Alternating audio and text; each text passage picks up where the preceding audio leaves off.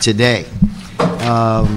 Generally, when I'm joined by the Council President, Eric Garcetti, and my dear friend from the 9th District, Jan Perry, generally, when we do these meetings, I try to remember to turn my cell phones off. Today, I feel compelled to leave my cell phones on, and I will tell you why. I think I see two young ladies that are here today that are going to have a baby. And I am 1 centimeter away from having my daughter-in-law go into labor. So that is a phone call that I don't want to miss. It'll be my first grandchild, so I'm very, very excited about it. Even though I want you to know that I am extremely young. So don't think just because I'll have the title of grandpa, or I think I'm going to have them call me G Papi. That doesn't mean that I am going to be old. All right. So with that said, okay, Miss Perry, it's early. Say you're too young to be a grandpa. Oh, now see, that's why I care so much about you. I know. Ms. Barclay, why don't we read items 1 through 11? Start with item 1. Oh, yeah, let's start with 1. Novel concept. Good morning, Meg Barkley with the CLA's office. Item 1 is a report from the Community Redevelopment Agency relative to the agency's annual report of financial transactions for the fiscal year ending June 30th, 2007. Okay, then on item 1, we will receive and file the CRA report. If you could group items 2 and 3 together, and let's move forward on those 2 items. Item 2 is a report from the CRA and the Chief Legislative Analyst relative to negotiating and executing an agreement with the Los Angeles Homeless Services Authority and the Los Angeles Housing Department to fund emergency housing facilities and related housing services citywide. Okay, on these 2 items, we will adopt the CLA report. Item 4. Excuse me. Item 4 are reports from the CRA and the CLA and a resolution relative to entering into a cooperation agreement with the Los Angeles Unified School District for the renovation of Crenshaw High School athletic field. Okay, so on item 4, we will adopt the CLA report. Item 5. Item 5 are reports from the CRA and the CLA relative to amending a contract with the University of California at Los Angeles' Department of Urban Simulation Project. Okay, now, I just received a card from the public. Someone wants to speak on item 5, so we'll just hold item 5 and move to item 6. Item 6 is reports from the CRA and the City Administrative Officer relative to an exclusive negotiation agreement with Prime Store Urban Investments to provide up to $200,000 in pre-development funds for the redevelopment of Opportunity Site 3. Okay, on item 6, we'll adopt the CAO report. We will hold item 7 because I have a card from the public. We'll get back to that. Item 8. Item 8 are reports from the CRA and the CAO relative to the acquisition of 2 parcels located on West Martin Luther King Jr. Boulevard and Marlton Avenue from Discount Security Storage. Okay, on item 8, we'll adopt the CAO report. Item 9 will continue. Item 9. Item 10, if you could please read. Item 10 is a report from the Los Angeles Housing Department and the CAO and a resolution relative to the issuance of tax-exempt multifamily housing revenue bonds for the Charles Cobb Apartments. Okay, on item 10, we will adopt the CAO report, and that brings us to item 11. Item 11 is a motion, Wesson Weezar, relative to various actions to complete a previously approved transfer of neighborhood block grant funds from the CRA to the Community Development Department. And who's the lead member on the motion? The Honorable Mr. Wesson. So what do you think we're going to do with this? I think we should prove it. I think we shall. Okay, then we will adopt the motion with the amendments. Okay, that brings us back to item 5, Arnold Sachs.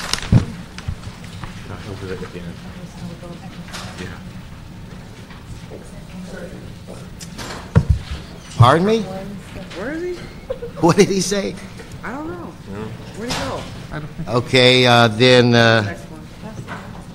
we already read item 5. Without objection, we'll adopt the CLA report on item 5. Okay, that brings us to item 7. I have a card from Mr. Arnold Sachs. Mr. Sachs, item 7. Ms. Barclay, read item 7, please. Item 7 are reports from the CRA and the CLA and a resolution relative to a $230,000 environmental justice planning grant from the state of California. Okay, Mr. Sachs, good morning. Good morning, sir. Thank you. Sorry about that. Item 5, unfortunately, was the wrong card, so I'm just glad that you Okay. passed that. But I was just curious about this grant. This is the second grant from the State Department of Transportation. Previously, the Transportation Committee back on January 23rd received grant funding for Bless the you. the Health Eating Active Communities and the Local Government Commission, both of which are nonprofit organizations, and it came from the same grant funding from the State Transportation Department, State Department of Transportation. And I'm just wondering, do you know, or could we know who's getting that funding? And I'll have Mr. Westhall, when we finish this, would you answer Mr. Sachs' question? So we'll get that information to you, Mr. Sachs. thank you. Okay, then, without objection, we'll adopt the CLA report on item 7. We are joined now by Mr. Tony Cardenas. That brings us to item 12. Ms. Perry, I'm going to turn the committee over to you on this item. I'll provide you with the cards, Great. the individuals from the public that wanted to speak on that item. Okay. And you still have a quorum, so you can take whatever appropriate action Okay. you need to take, and I will see you guys a little When later. we see you. Thank everybody for coming. Okay, thank you. Can we have, oh, all right.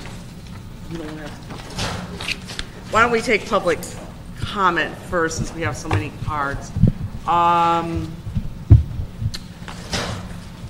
Let's see. We can do, I guess we can do 2 minutes each to start and see how it goes. Brett Terrell, okay, followed by Ann Nguyen, followed by Larry Taylor, followed by Becky Dennison. I'm going to call 4 at a time. Okay, start the clock. Thank you. I'm here to speak on behalf of the ordinance. This is a very important ordinance. As we all know, when the residential hotels close, most of those residents end up on the street. And as we've seen that happen over and over again downtown, it's very important that we save as many of these remaining hotels as possible. A few items that I'd like to address, and the section 47.73, it should be amended that there should be a minimum of 50% of the affordable units should be set aside for extremely low income to make sure that those units are affordable. Other important item is that in item section 47.78, that the funds in the Affordable Housing Trust Fund of the article shall be used to create replacement of comparable units, and to make sure that it's clear that's what the funds will be used for. Okay, Thank you. Ann? Good morning, Ann Nguyen with the Central City Association. The intent of this effort is a noble one, to protect housing for some of our most needy. However, the content seems to imply that there's only one policy course this city intends to follow, which is the strict preservation of these hotels. It's too strict and more flexibility is needed. It cannot be overemphasized that this action will send the message to private property owners that their investments are not safe in the city. It will chill future investment in transitioning areas and enhance the blight that already exists. Instead of providing genuine aid to the most needy, the ordinance will preserve a housing stock that is dangerous and physically outdated. The Roslyn Hotel is the model we should be striving for. These buildings should be converted and modernized with residential units for all income levels. We recommend that the committee consider incorporating more flexibility into the ordinance, such as expanding the 1 mile radius to possibly the community plan area, and open up some of these units to other income levels, not just low income and very low income. Thank you. Larry. Good morning, Chairman Wesson and other council members on this committee. My name is Larry Taylor. I live in Councilman Perry District. I live in a residential hotel near the Convention Center. I'm a retired professional social worker with over 40 years experience, and I represent LA Voice here. Protecting housing is very good. However, under the proposal, I know that over 95% of the 180 plus people that live in my building would not be able to afford this, and we would be out on the street. So I ask for your careful consideration in regard to this policy. Thank you. Becky Dennison. Good morning, I'm Becky Dennison with LA CAN, and we have also been in support of this ordinance for a very long time. However, only if the one huge loophole in the draft ordinance is fixed, and that's the blanket exemption of affordable housing up to 80% of AMI or rents of over $1,000 for a single. As written, residential hotels that are home to extremely low-income people could literally be demolished and replaced with smaller buildings for families making over $50,000 a year. And that is not residential hotel preservation. That does not meet the goal of the ordinance, and it's just simply not acceptable. If we're going to hold our private market accountable in conversions, we need to hold our government accountable in conversions. And all affordable housing is just simply not created equally. So if we leave an exemption up to 80% of AMI, $50,000 a year plus for a family, that does not protect the people who live in the residential hotels, and it doesn't protect the units. This is critical housing preservation legislation, and we need to do it right, so we urge you to revisit the affordable housing exemption before approval. Thank you. Next four speakers will be Joe Thomas, Barbara Schultz, Al Szabo, and Bilal Ali. Joe Thomas, Barbara Schultz, Al Szabo, and Bilal Ali. Actually, they actually spoke. Joe Thomas. Is Bilal, are you Bilal? You want to wait till I call you? Sure. Okay, thank you. Good morning. I'm Al Szabo, and I'm a member of the Los Angeles Community Action Network. Since my disability in 2002, I've been residing in the 9th District, currently at the Roslyn Hotel. Prior to my disability, I was employed for 17 years as the managing editor of 3 weekly newspapers. Before that, I worked in the finance industry as a bank manager and a regional credit manager supervising credit operations in 6 states for a national retailer. Myself and many of my neighbors currently survive on fixed incomes, be it Social Security, SSI, Veterans Benefits, AFDC, or GR. Though inflation and budget cuts continue to erode our spending power, thanks to residential hotels, we still manage to maintain housing. Without them, we'd be homeless. I strongly urge you to support this residential hotel ordinance, but only if it protects my ability to pay rent for where I reside. There is no room for exemptions for us on fixed income. Exemptions that would allow our rents to increase to over $1,000 a month. You know, when I was a young man, I never thought I'd be living alone. It's tough, but life on the streets would be far tougher. Thank you. Barbara Schultz, followed by Al Szabo. Sure. Barbara Schultz, Legal Aid Foundation of Los Angeles, and I'll be referring to what we gave you with the 3 amendments we're proposing. When we talk about a preservation ordinance, we're not just talking about bricks and mortar, but rather about preserving housing for the people who presently live in it. Otherwise, we're just displacing one group of people for another.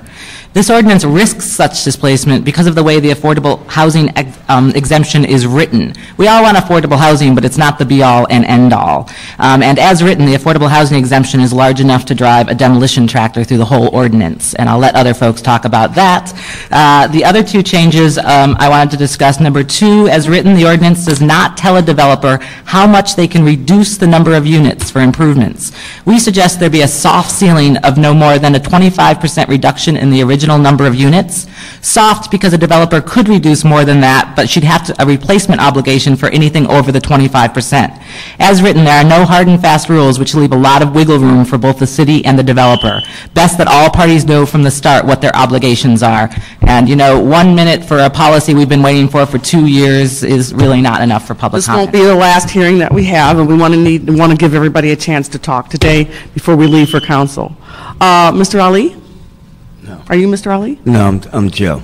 Okay, you're Joe. Okay. All right, my name is Joe Thomas, and I'm a U.S. veteran, longtime resident of downtown Los Angeles, and a member of LACAN. Unfortunately, for the past 4 years, I have been homeless. Up until today, I have just gotten off the street going to a residential hotel called the St. George. It took me exactly 1 year to get up off the street to get that. And the lists are very long, and it's very demanding to get in.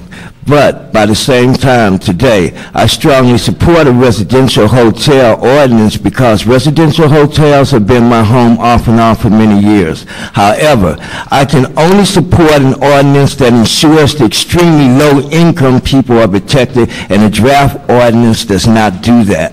There is no way on a fixed income I can pay $700 or more above that and be able to live in a residential hotel. So with this loophole, the only thing that you're going to do is put more people back into the street under the classification of homeless. This has to be fixed. You have to fix this, so thank you very much. Thank you very much. Is Bilal Ali? Is Mr. Ali here? Mr. Ali is not here. All right. Linda Valverde, Dwayne Hollis, Curtis Killings, and Reverend Katie Cooper Ledesman.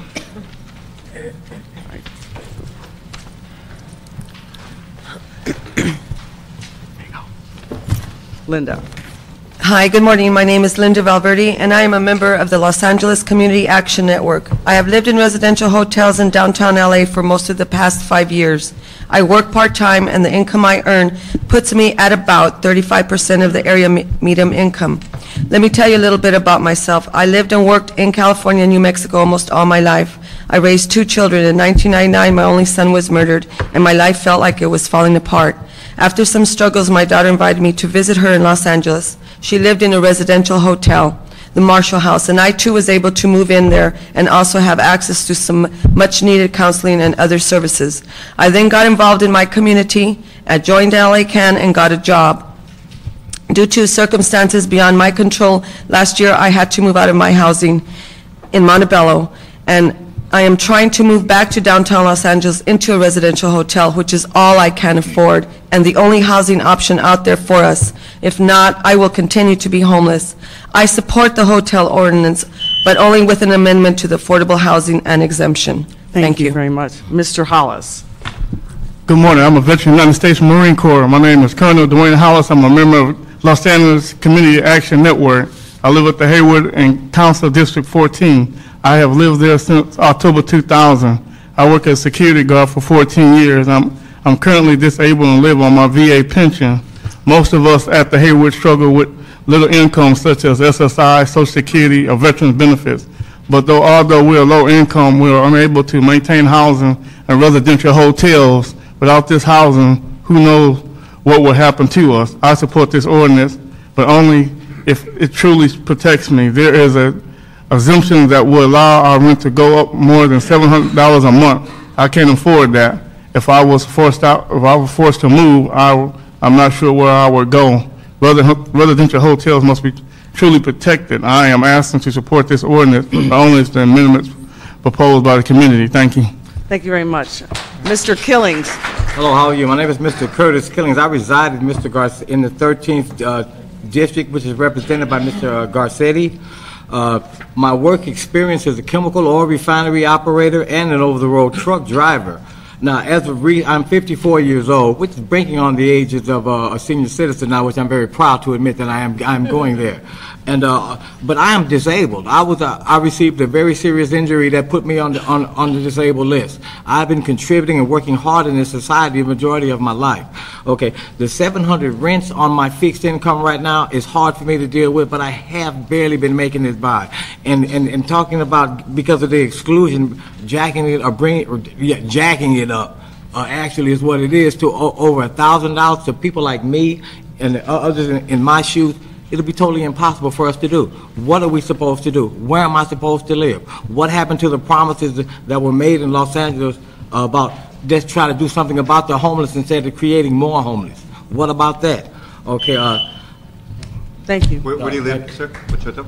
Excuse me? Which hotel do you live in, sir? Excuse me, sir. I live at the Lafayette Hotel. Okay, thank you. Residing there right now, and have been in your district approximately 5 years now. Thank you. Reverend Cooper Ledesma. Hi, I'm Kathy Cooper Ledesma. I'm the pastor of the Hollywood United Methodist Church, the historic church in Hollywood with the big red ribbons on the tower.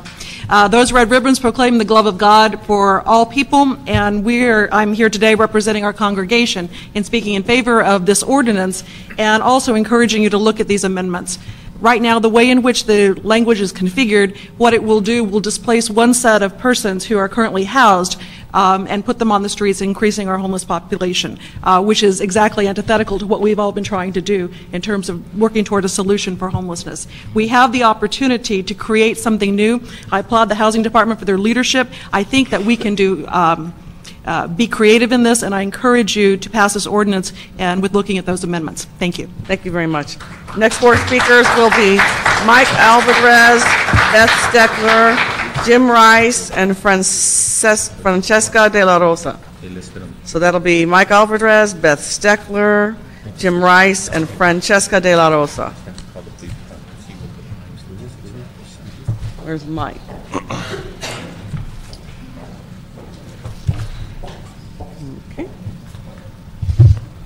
Okay, Mike. Me? Yeah. Sorry. Mike Elvidris, Executive Director, Skid Row Housing Trust. We develop affordable housing and have since 1989. We are very much in support of this ordinance with one major provision. I should say that we also support, as a member of the coalition, some of these other items that have come before you. Just to talk about the affordability provisions, we have developed housing without subsidies at deeper targeting than what we're proposing here. It can be done. We have operated these buildings for a number of years. They work, they're alive and well, they're serving the population that they were intended to serve, and these are folks at the lower ends of the income level. I think if we pass the ordinance without adding affordability provisions for the folks who currently reside in these buildings, we're shooting ourselves in the foot. We are trying to create housing for homeless people, and if this passes with that provision in place, I think we're going to be creating more homeless people. So we're going to be running in place, not really making any progress in reducing the amount of homeless people that this city has, which I'm sure you all know is the largest in the country. Thank you. Thank you. Beth Steckler. Excuse me, Madam Chair, I have a question. Yeah. You said that you do affordable housing without subsidies. Yes. What do you categorize as subsidies? What I'm saying, Mr. Councilman, in the 90s, we built many affordable housing units without operating subsidies back in the 90s. We don't do that today because we've targeted our projects to chronically homeless folks, all of which require rental subsidies in the form of Section 8 shelter plus care or something like that, project-based Section 8 vouchers. I don't know how they did it then. It's a rental subsidy that allows someone to come off the street, for instance, that has GR or no income to be able to afford the unit.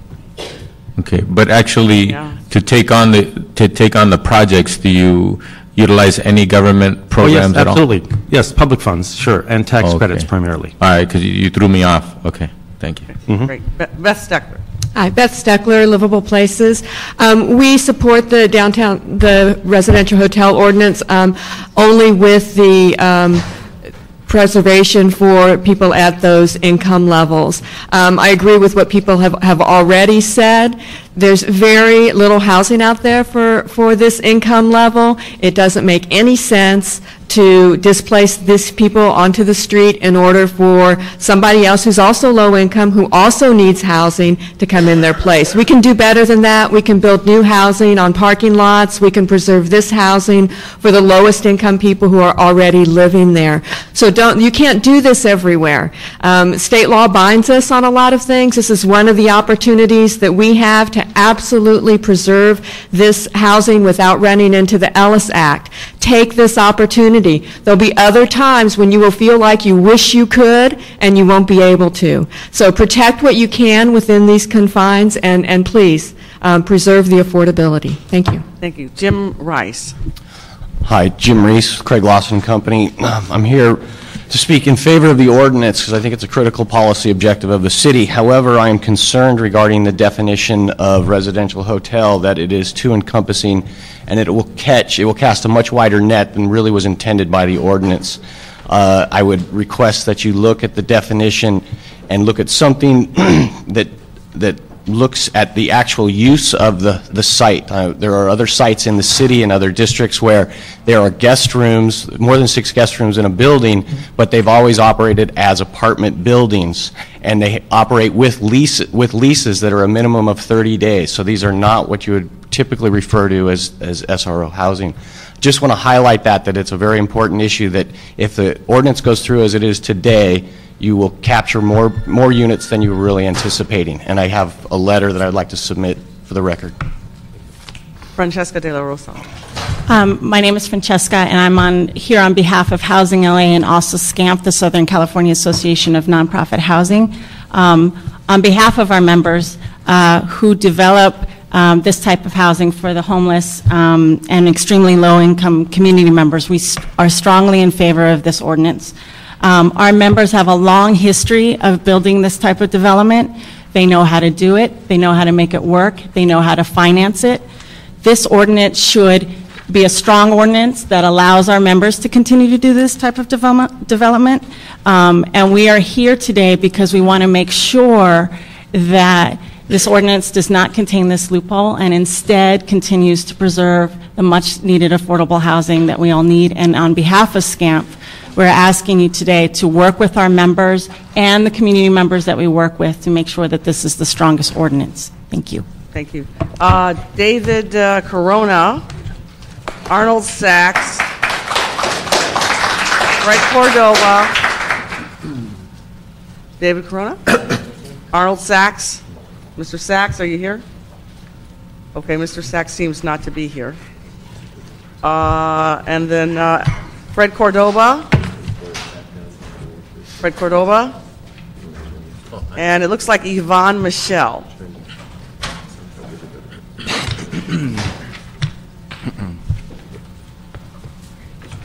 All right, thank you. Good morning, y'all. Devin Corona from Strategic Actions for a Just Economy. And I don't think I have anything else really to add. I think it's all been said, specifically from the tenants who live in these buildings, who they themselves have looked at this ordinance, and it doesn't look like it's going to meet their needs. So that's the reason why we're all here, and there's a whole bunch of us, and we've been here for the past 2 years trying to get this passed. Unfortunately, it hasn't been fast, and we've been losing units and tenants at the same pace, but that's why we're here. And if you see folks around us, there's a mass group of folks here really needing this ordinance. So we're asking you all to pass it. You all heard the stories. I don't need to add anything else. And it should be affordable to folks who've actually lived there, because they have the first right to live there. So that's it. That's where I'm going to leave it, and thank you. Thank you. Mr. Cordova? Yes, my name is Fred Cordova. I am one of the owners of the Cecil Hotel. I'm here on behalf of the Cecil to say that the Cecil Hotel is, and continues to be operated as a commercial hotel and should not be on this list. We provided the city, the housing department, the CRA, the city attorney's office with documented evidencing same, and for the past 9-10 months since ownership, we've had no results in getting this matter resolved. So I'm here to say that the Cecil should not be on this list, and I would appreciate it if this council would take that into consideration. Thank you. Yvonne Michelle? It's Yvonne Michelle Autry. I speak so often before the LA City Council, I think you would know me by now. But at any rate, thank you for giving us an opportunity to address the Los Angeles City Council. We need an ordinance that's going to protect affordable housing. You can call it low-income housing. I don't know by which standard. You see, you have established this ordinance. We need an ordinance that will protect the housing for the most needy, whether they are veterans, disabled, senior citizens, or just poor people. We are not all criminals. We are not all felons. And even for those that are, they have a right who have made restitution to have housing. So we will not continue to be labeled the blight, the expendable, the undesirable, and forever vulnerable to police brutality, especially under the Safer City initiative. I cannot afford $1,000 a month. I live at the Hayward. I've lived there for 5 years. I've paid my rent early. This exemption would then forfeit me. I would not be able to afford that housing. And to tell you the truth, I don't know anyone in the Hayward who participates or accepts the subsidized housing. I don't know anyone that can afford that. So if you have an initiative, please make it efficient, because it's not efficient. It's not helping those that need it the most. Thank you very much. Thank you. All right. right, that marks the end of our public testimony. Now, if we could get staff to come to the table to make a presentation.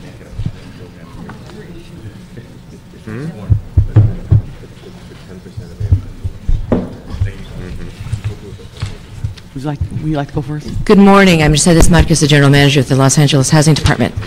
Today I'm joined by colleagues, and I'd like to start out maybe with a general overview, and Yolanda will provide that. And Haka Mordazai, who works with us in the rent division, who has worked tirelessly on this ordinance, will start to talk about the details of the ordinance itself, and then I'll be available to talk about some of the broader issues, including some of those that we've heard testimony on today. Good morning, Yolanda Chavez with the Housing Department. The proposed ordinance before you today, the residential hotel unit conversion demolition ordinance, was developed by the Housing Department in partnership with the Departments of City Planning, Building and Safety, the CRA, and the City Attorney. As the City Council requested, the ordinance is modeled after the City of San Francisco's residential hotel ordinance. Its goal is to preserve residential hotel units. As we all know, this housing is the housing of last resort for very poor income individuals and families. Therefore, the ordinance will enforce policies designed to minimize conversions and/or demolitions of residential hotel units. A property owner wishing to convert or demolish would have to comply with either a one-for-one replacement option or pay an in lieu fee. If the owner chooses to comply with the one-for-one replacement, they must replace these units within a 1-mile radius of the existing units. But under certain conditions, the Housing Department will authorize the construction of less than the required replacement units if certain conditions are met. These conditions include that the replacement units would include bathrooms and kitchens, which may not exist in the current units, and therefore would serve the needs of the current residents. We felt this was important because in terms of replacing units that do not have these amenities, really would not meet the housing needs of the city. In addition, in terms of the reduction of units, we would have to ensure that they would not be reduced so significantly that would negatively impact the residential hotel or the units available to residents. On that, just what would the process be, and who would be the decision makers on that? Yeah, okay. It would be the Housing Department, and it would be determined on a case-by-case basis because we felt that the residential hotels currently are so diverse in terms of size and the amenities they provide, that depending on what type of unit was going to be developed, whether it was going to be an efficiency or a family unit, depending on the current residents, that all of that would have to be considered. And the only reason I think it's an important detail is, that's very subject to interpretation. It's very subjective. To one person, the loss of one unit is a significant impact because that one person is significantly impacted. To somebody else, it may be, if we're still netting, in 1,000 or in the hundreds. So some of that, I think it's important for us to actually tease out a little bit more, just so I can make that decision eyes wide open, instead of knowing long after the good people who are at the Housing Department are gone, somebody could interpret that very differently with that broad language. Well, we appreciate that. Which part? The good people at the Housing Department. Okay.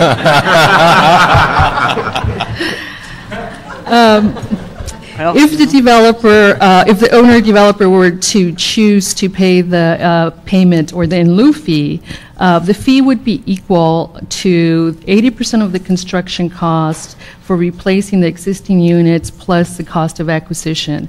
But we need to be clear here that it would be based on the current units and the current site, determined by independent appraisal, and it is very important to be clear on that, because if these units are 8 by 10 rooms without a kitchen or bathroom, the in lieu fee would be based on the cost of replacing 8 by 10 rooms without a kitchen and bathroom.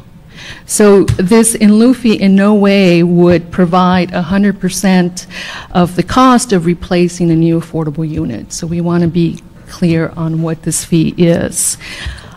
These in lieu fees... Madam Chair, I have a question. Could you give us an example of, I'm reading 80% of land acquisition costs and 80% of replacement cost. 80% of the cost of replacing the unit and 100% of the site acquisition. So 100% of the site right. So it would be whatever it costs to replace the current units, whichever configuration they may have or amenities, and the size of the lot, what it would take to replace those. The current, basically, the appraisal would be looking at the current site. Okay, let me give you and an the current example. units. Say you have a piece of property and there's 100 units Mhm. that fall into this category, and somebody puts that, tries to buy that for $10 million. So technically, that's the market value, right? $10 million is what they're buying that building and land for. Who calculates what the land value is? Is there a standard form, or is it based on that transaction? Based on that transaction, Okay. based on that appraisal. So, but somebody's buying the property for $10 million. There's improvement value, there's land value.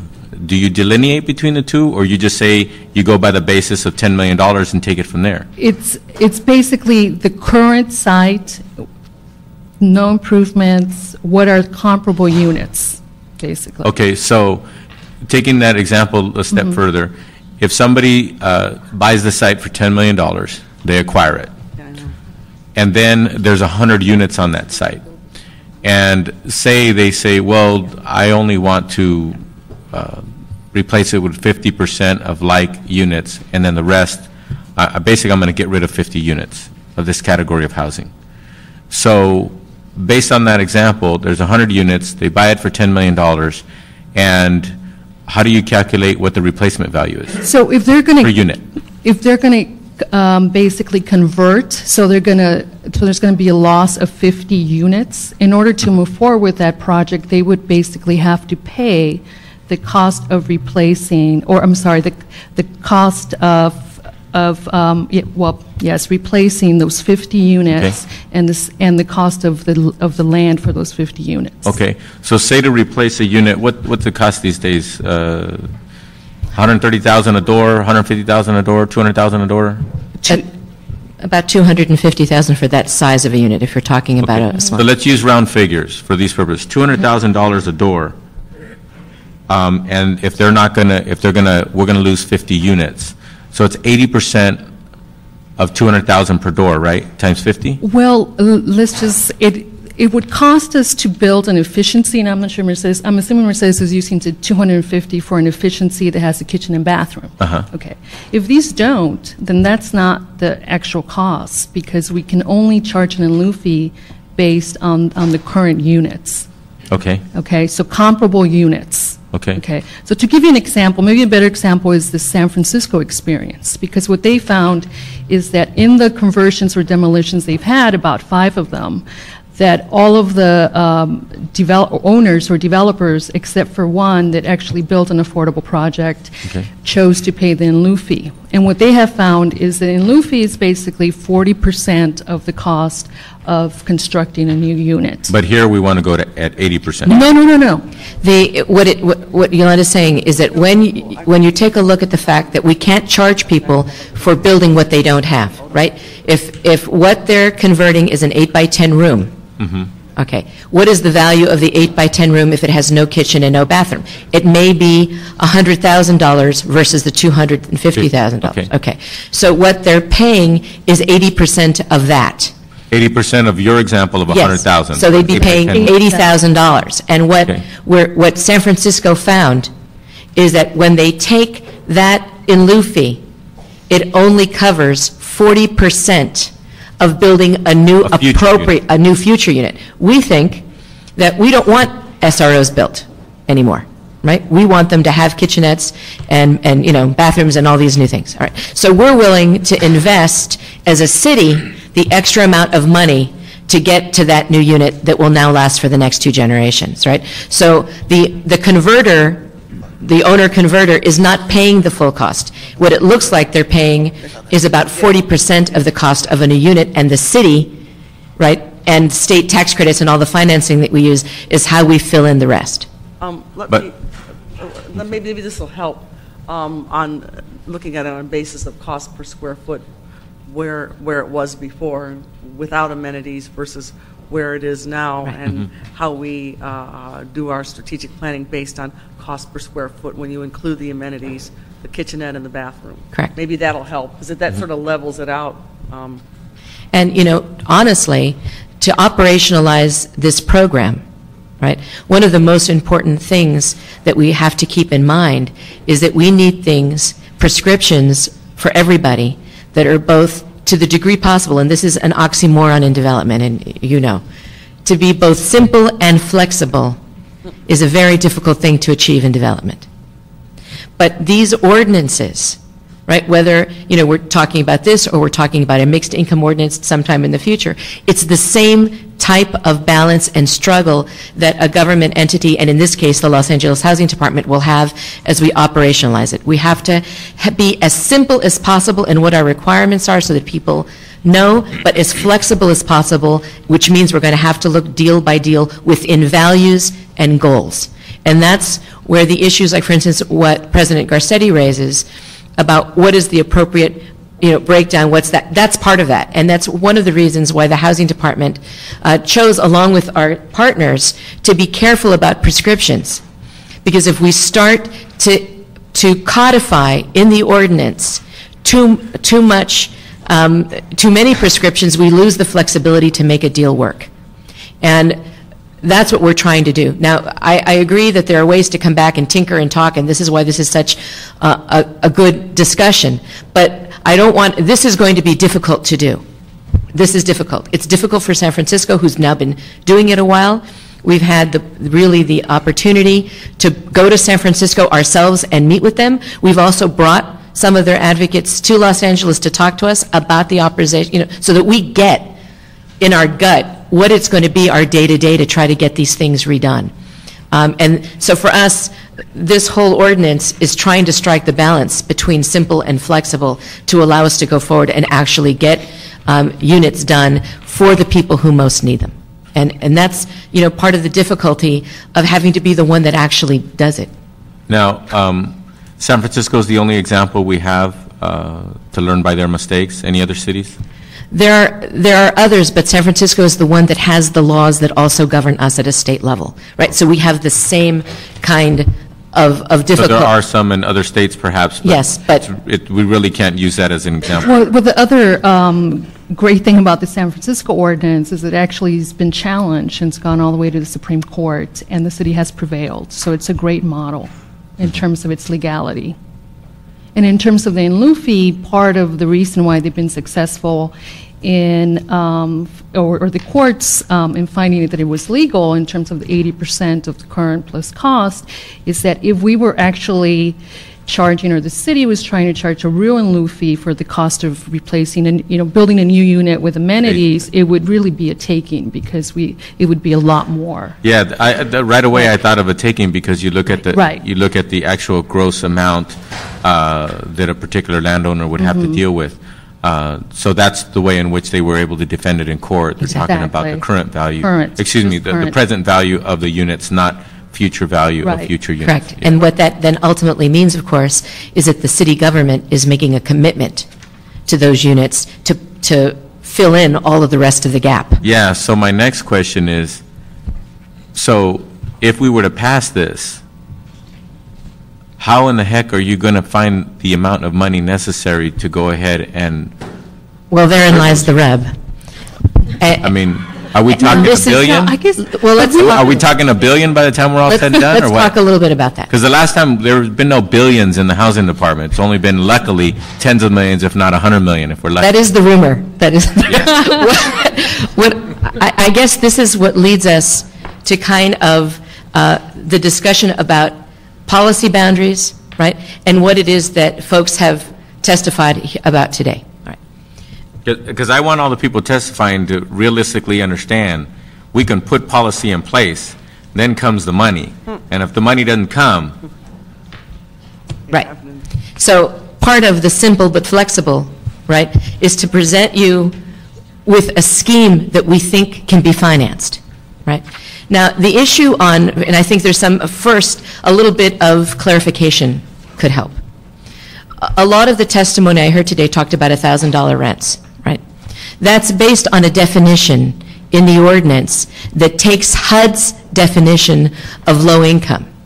And it's in the ordinance because if you were to buy a building as a nonprofit developer, you would be bound, right, by the financing that the city has.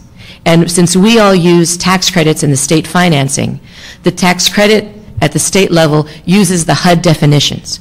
Now, HUD dollars, home dollars, CDBG dollars that we use allow the money to be used for people up to 80% of AMI. Hence, that's where they get that $1,000. Except there's one big thing. We don't build any affordable housing in the city of LA at 80% of AMI. None, zero.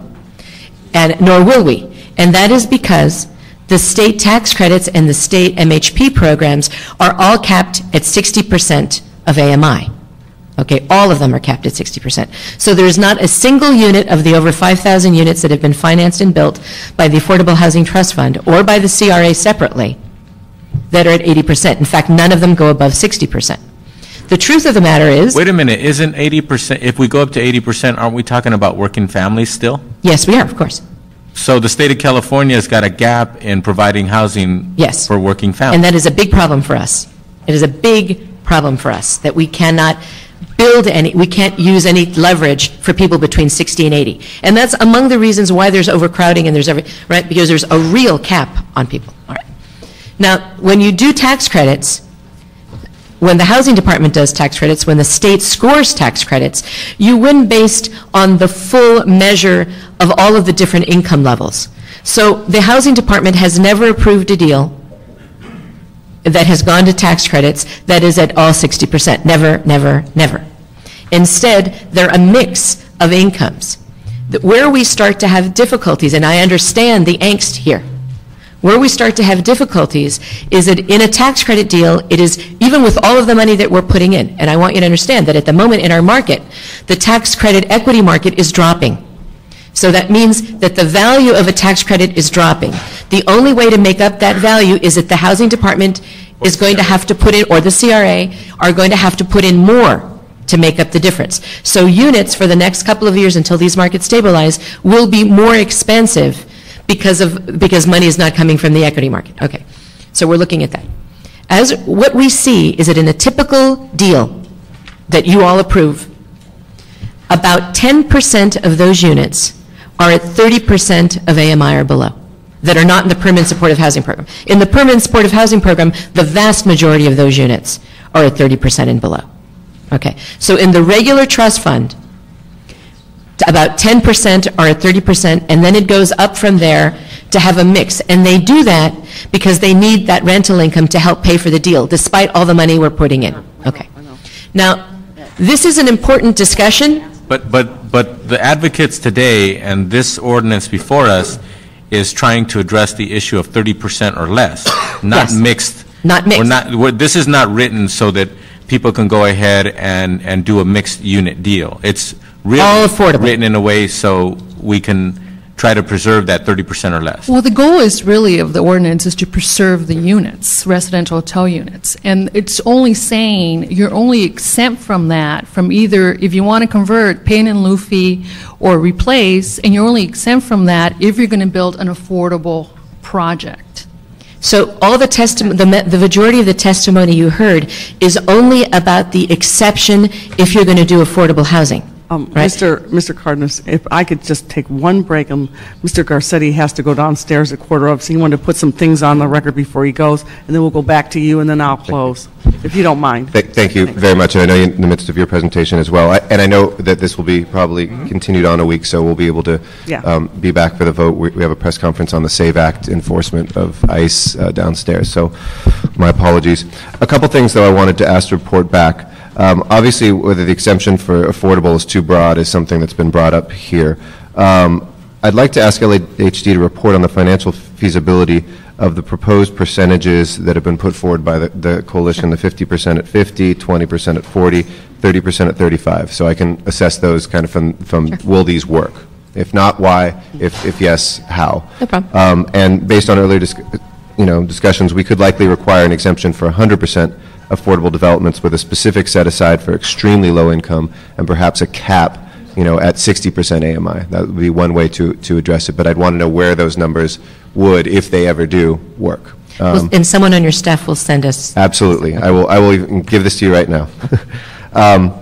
Secondly, on the limit of the reduction of units piece, which I talked a little bit about before, you know, a maybe different, a more public and different review of affordable developments that seek to reduce the number of units by more than 25% could have a way of addressing some of the concerns that were brought up without also preventing anything from ever moving forward, so that if somebody were to, it would give me the reassurance that this is being done with some sort of numerical goal, a higher bar, more stringent, difficult requirements, if somebody's going to try to make that case to us, because otherwise I think we agree we need to keep each one of these net units.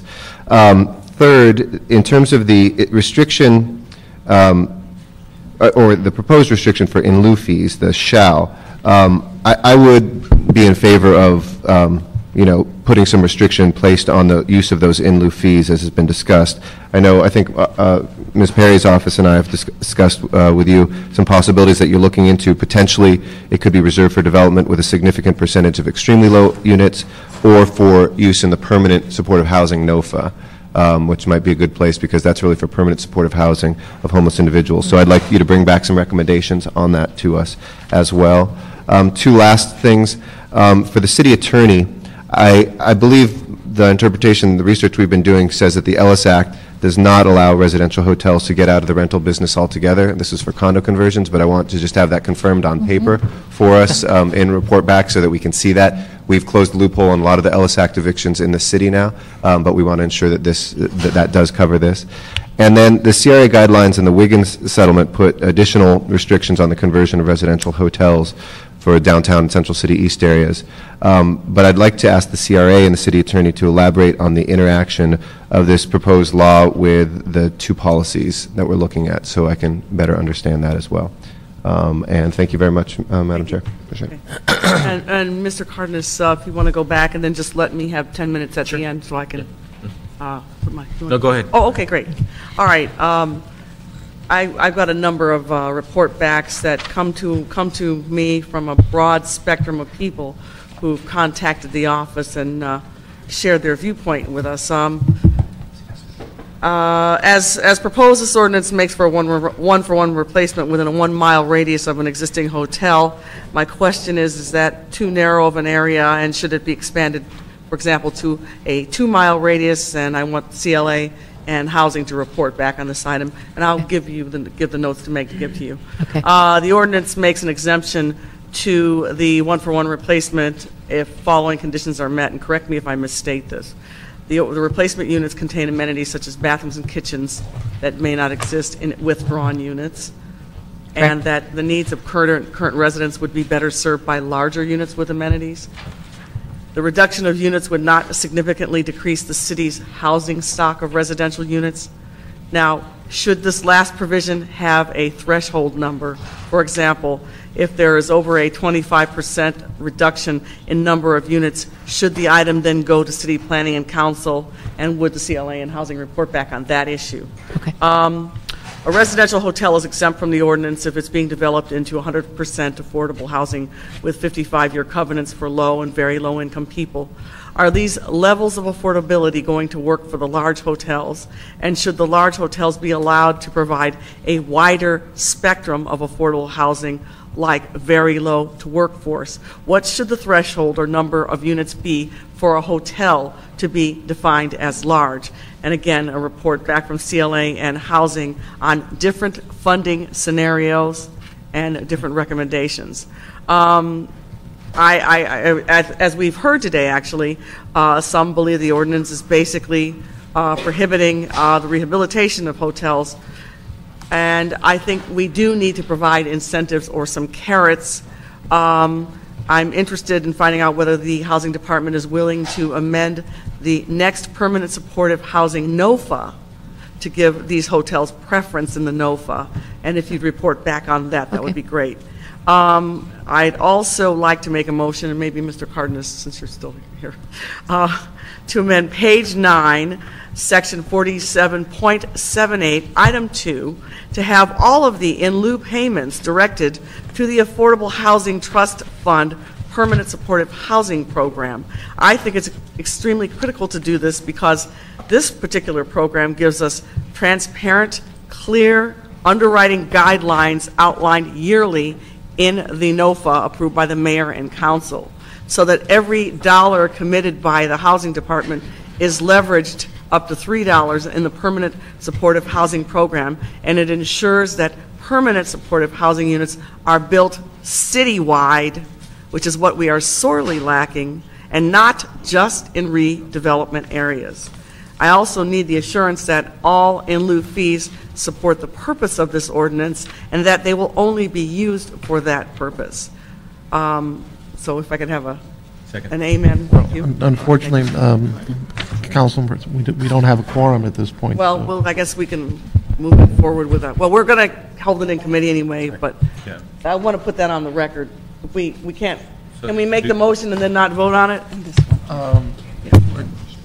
It stays in committee, right? Stays in It's in the committee, yes. I guess we'll bring it up at the next meeting. All right, well, we'll vote on the next meeting. meeting. We can discuss it on the next Yeah, meeting. great. I just want to make the motion. Okay, great. And then the last thing I wanted to ask Ms. Marquez, if you can, we did receive a handout today.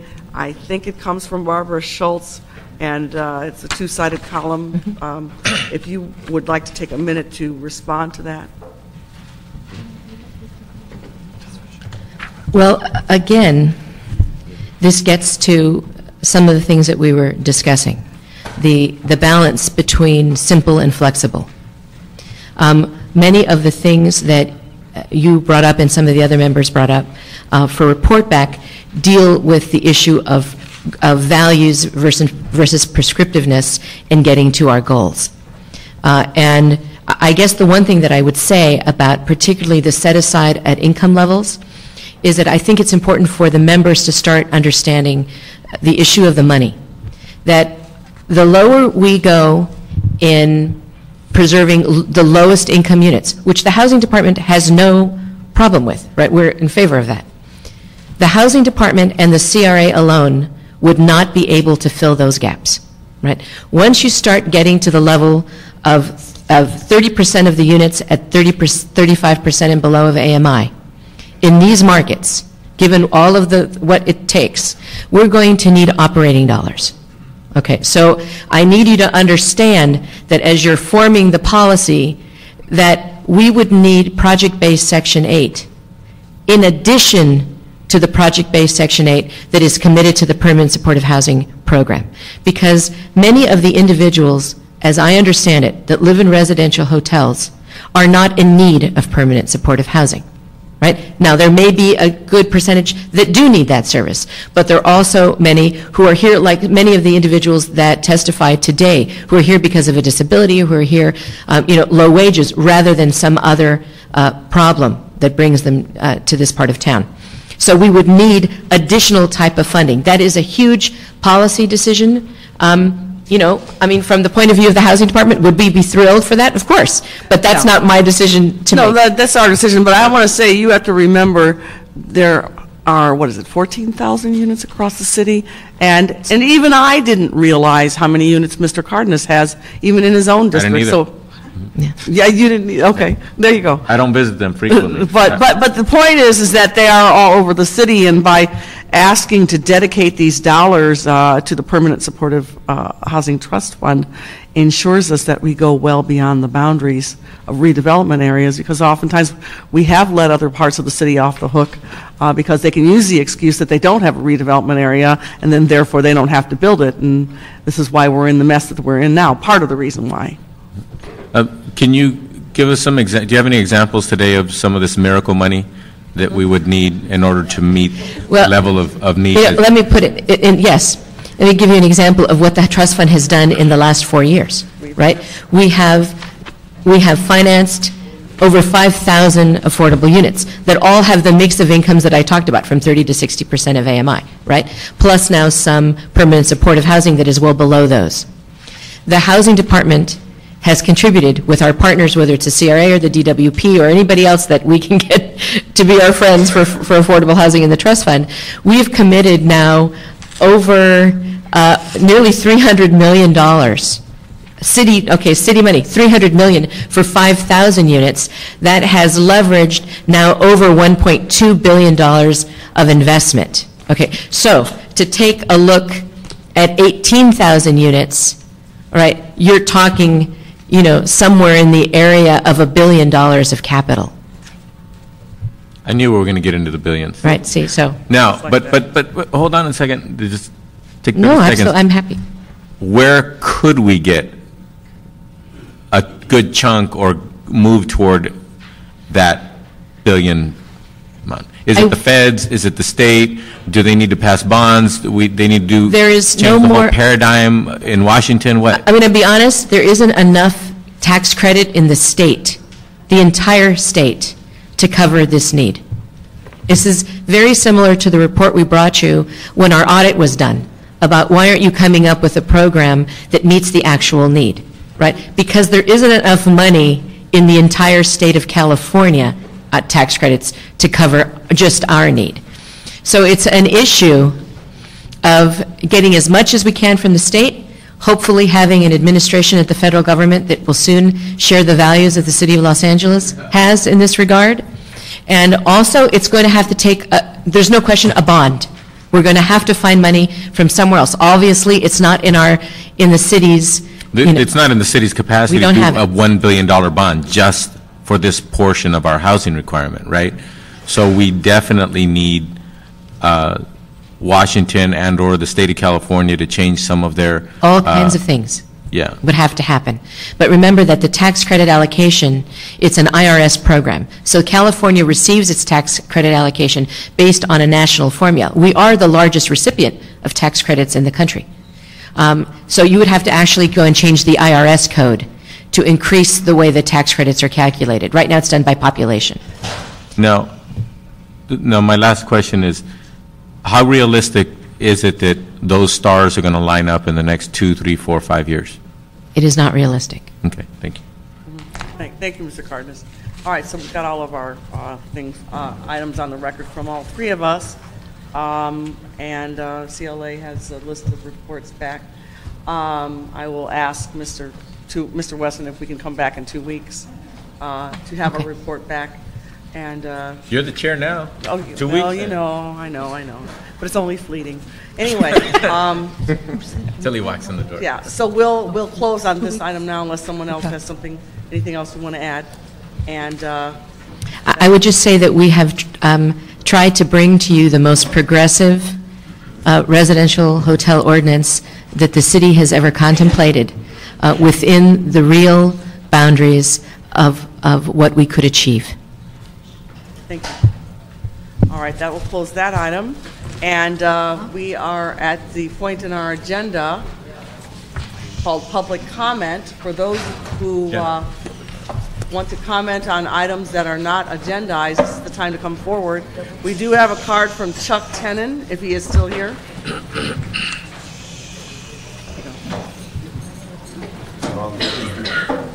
You're missing a very strong point. Chuck Tenon, good morning, committee members. The city of Los Angeles is crying budget deficit, cutting its city programs, mainly affordable housing programs that we need. The city needs to minimize these problems. Each council member should come up with one way to gain new revenue and decrease the deficit and collect money.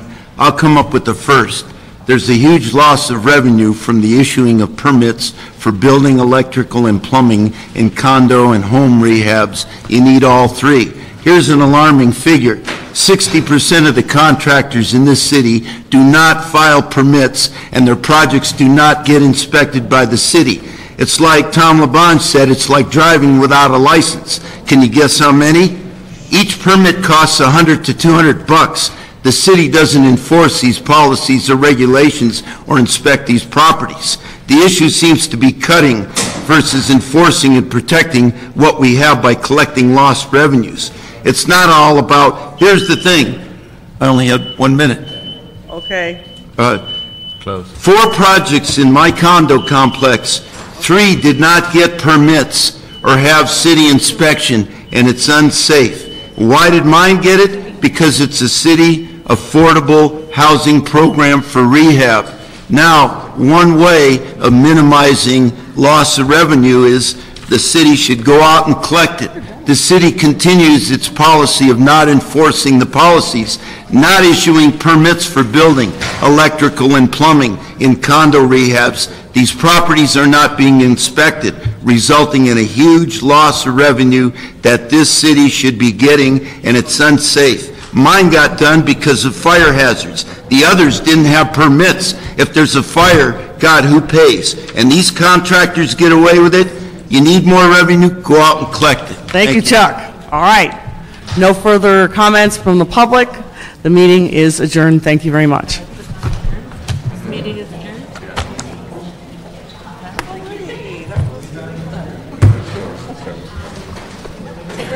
Where's she having the baby? Is that a hospital? That's not beds. No, probably Kaiser. I'm not sure. Oh, no, Cadillac. Over 10.